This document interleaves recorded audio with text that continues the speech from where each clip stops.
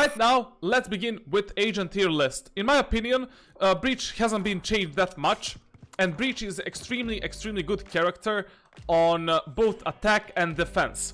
If you love to play character that is kinda immobile, and that can be both support and aggressive character as well, overall a very good character, a very good control agent. Personally, I would put him in A tier on both attack and defense, in both esports competitions and in SoloQ. Like, he's a really good he can be a SoloQ carry, he can be a really good support, like he has everything one character in this game needs to have. Breach can be played on any map, so regardless of the map you're playing, you can play this agent effectively on every single map that you're playing. It really doesn't matter if you're playing Split, Bind, Haven or Ascent.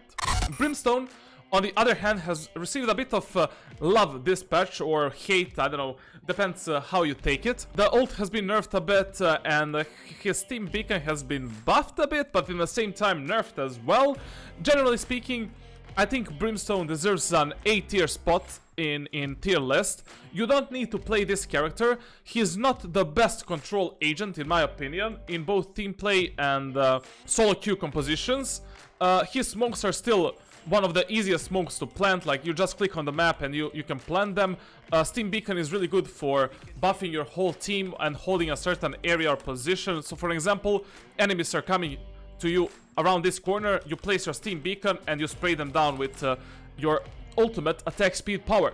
And also his Molotov is extremely powerful tool to clear out the corners, clear out the angles, and hold the bomb sites. When it comes to his ultimate, it is still one of the most powerful ultimates to hold the post plants, and his and Sova ultimates and his and Sova kit are the best in post-plant situations, in my opinion. I would put him in A tier in both Teamplay and SoloQ compositions. And you can play him on any map, to be honest, and he can be extremely useful. Moving into Cypher. Again, same as Brimstone, he is useful on every single map. He is one of the mandatory picks which you need to have in your team composition on every single map that you're playing. Like, he is just that useful, you know. They buffed him a bit in this patch. Basically, you can pick up the traps right now. But when you're in the preparation time of the round, you can pick up his traps if you misplace them and place them somewhere else. Generally speaking, Cypher is a must-have in every team composition, every map.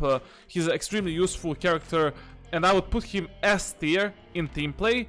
But in SoloQ, if you're planning to climb with this agent, I put him in A tier. To be honest, like, I don't feel like he's S tier in SoloQ. I don't think you can effectively climb if you don't have a good aim, and if you don't have a good team composition, if you don't have a good entry fraggers.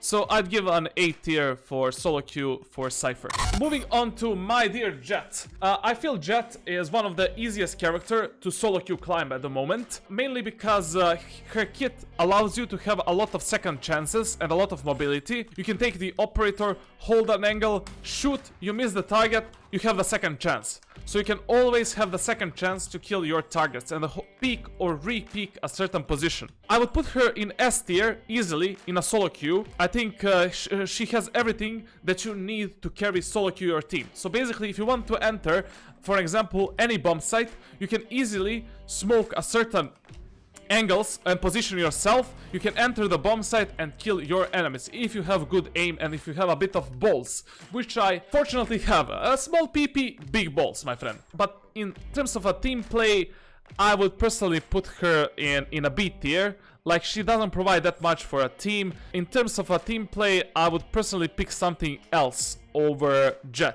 Next on our list is Omen. I changed my opinion about the Omen in general. I feel the Omen is extremely good character in both Teamplay and SoloQ. I feel like Omen is an A tier easily, same as Brimstone.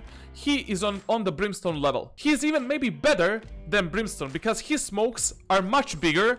They can be placed easier than Brimstone smokes. I mean, more precise. You can place them more precise. You can place them exactly where you want them to fall. They're also much more bigger, and they also cover a larger area. Also, you can do these type of smokes, like one-way smokes, and hold a certain area of the map, which Brimstone is unable to do at the moment. His paranoia ability is extremely powerful, one of the best blinds in the game at the moment. I think one of the most strongest blinds in the game at the moment. You can bamboozle your enemies with your shrouded steps and do a lot of fake things, or you can reach a certain positions if you're playing operator, which I do a lot with Omen. Basically, I will reach high grounds with his shrouded steps, and I will hold a certain angle with the operator to surprise my enemies. His ultimate is usually being used right now to check a certain corner or a bomb site. So if you think that enemies are pushing B, you can use the ultimate to check the B lobby area to see if the enemies are there. Or if you're on an attack side,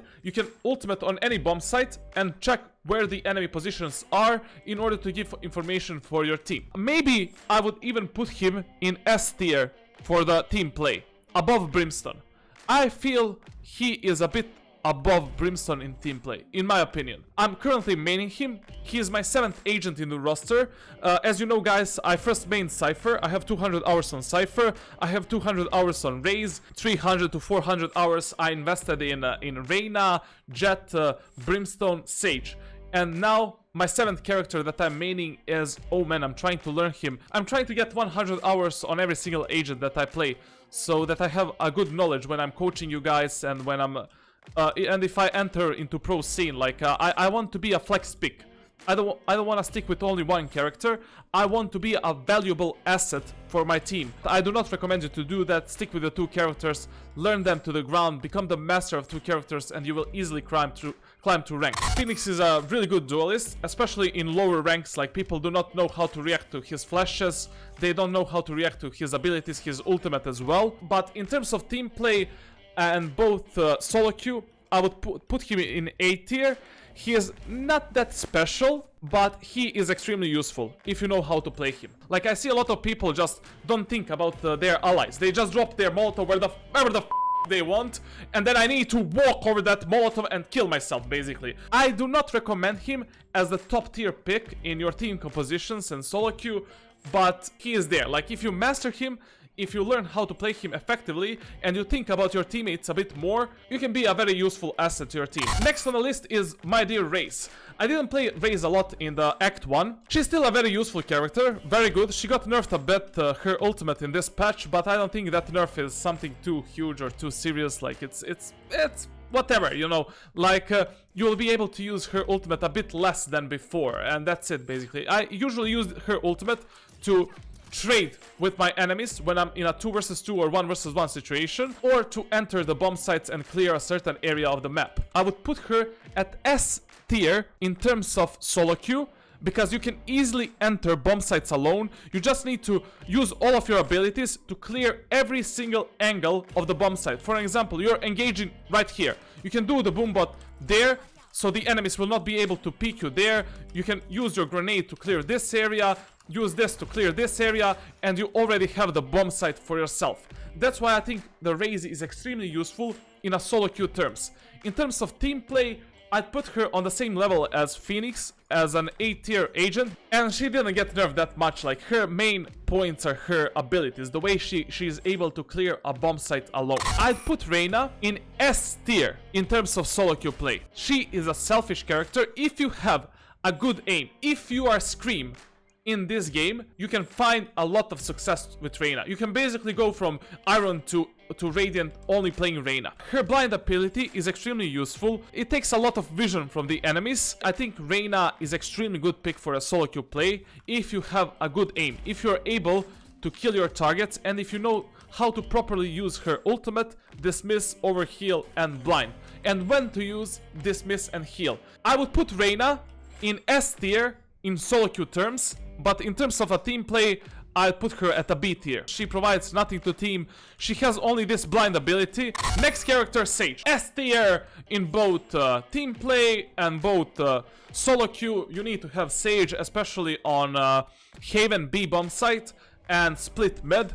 If you don't have on Haven and Split Sage, you're kind of fucked, and you can leave that game immediately. The main reason why Sage is so useful is because of her heal ability and her revive. Like, they nerfed her wall and slow orbs to the ground, basically. The wall is especially not worth that much on defense, but this wall is extremely useful on attack. I don't know, I still feel like she's S tier in both Teamplay and SoloQ. Like, you need to have her on Haven, Split and Bind, but on Ascent, you don't need to play Sage at all. You don't need to have Sage at all, but I feel like the teams that have Sage win much more games than the teams that don't have Sage. She's still very useful because of her heal ability and her revive ability. Sova is a very weird character. They didn't change him a lot, they just fixed a few bugs here and there. He's a recon character, he gets the intel for his team, and if you love getting intel for your team, if you love playing Cypher, you will love playing Sova. He also has a lot of damage with his arrows, a lot of potential to push bomb sites with his owl drone. And his ultimate is the second best ultimate holding the plants. So if you are in a 1 versus 1 situation and the bomb is plant, you can easily use your ultimate, wait for the enemy to defuse, and shoot that enemy. In my opinion, Sova deserves an S tier in terms of a team play, and A tier in terms of a solo queue. I feel like he is overall one of the best agents in the game at the moment. Viper has been changed a lot. They buffed her snake bite in the previous patch notes, and in these patch notes, they buffed her Toxin Screen, the Poison Cloud, pardon me, and Toxin Screen as well. Right now, I would put Viper as the A tier on a solo queue and S tier in team play compositions. If you learn when to activate, where to place, and how to use her abilities to the full potential, you can be extremely powerful tool for your team. She is extremely good for holding every single bomb site on every single map. On Split and Ascent, you need to have Viper at the moment. She received a lot of good changes. In terms of solo queue, she is like A or B tier. Like, you cannot really carry solo queue with Viper. I don't feel like you can carry alone if you don't have a good team around you. In terms of a team play like G2 Esports, NIP and others, I think you will see much more Viper in the future. Those are just my personal experiences from Immortal, Radiant, solo queue, and also my experience from watching the tournaments. I've watched every single tournament that is being played. I've watched every single invitational, and I already see how the scene is kind of developing. And please, guys, come on, orcs, come on, Fnatic. I'm looking at you, Fnatic. I'm looking at you, Vitality. Let's make the best European team ever. Let's f them, man. Let's f them. Now it's time for your favorite part of the show. 5 questions with Charlatan. You can ask me any question on my Discord server and I will respond to it in one of my future videos. So let's get right into the action. First question comes from Chattyman GG. What's your biggest tip you can give someone who wants to get into content creation such as streaming, YouTube, etc.? You need to do a lot of networking. Try to reach out to as many people and communities as possible and focus only at growing on 2 platforms at once. My main focus is on YouTube and Twitch, obviously, but we do have a lot of people on Discord and Twitter as well, mainly because I love to say random shit here and there, but I could give you many advices, but the main one is never effing stop. Just keep pushing, keep going, keep evolving your content, and eventually you will find what you personally like to do and you'll make it, my friend. There is 8 billion people on the planet. At least 100,000 people will like what you're doing. Second question comes from Goldie. Phantom or Wendell? Just kidding. Favorite pizza? Definitely Phantom in 80% of cases, and Vandal when I don't have full armor, when I'm low on health or when I'm attacking, defending from the enemies on the long range. And favorite pizza? Pepperoni. Everything hot, cause I'm super hot, wink wink. Okay, what? Third question comes from exclamation mark, I guess.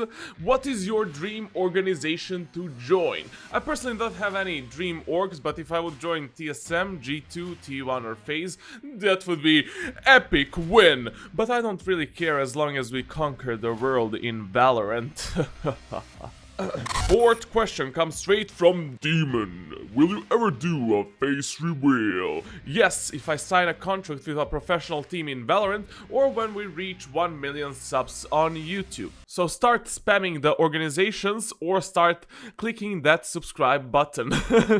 And the final question comes from Snoopy.pl. What was the youngest and the oldest person you have ever coached? I think the youngest brat was around 12 years old and the oldest dude was 49 years old. Yeah, 49 years old. And that wraps up this video, my dear tricksters. Remember to hit that subscribe, turn on those goddamn notifications and smack that bell icon. Leave down in the comments what is your tier list for agents in Valorant at the moment and what would you like to see from me in future. In the meantime, make sure to follow me on Twitch where I stream every Wednesday, Friday and Sunday from 7 PM Central European Summer Time, and Twitter at Charlatan101 for some edgy jokes. And join my official Discord server to hang out with me or purchase coaching from me. I'm yours one and only Warden of the Valorant and Tricksters community. Thank you for watching and cut!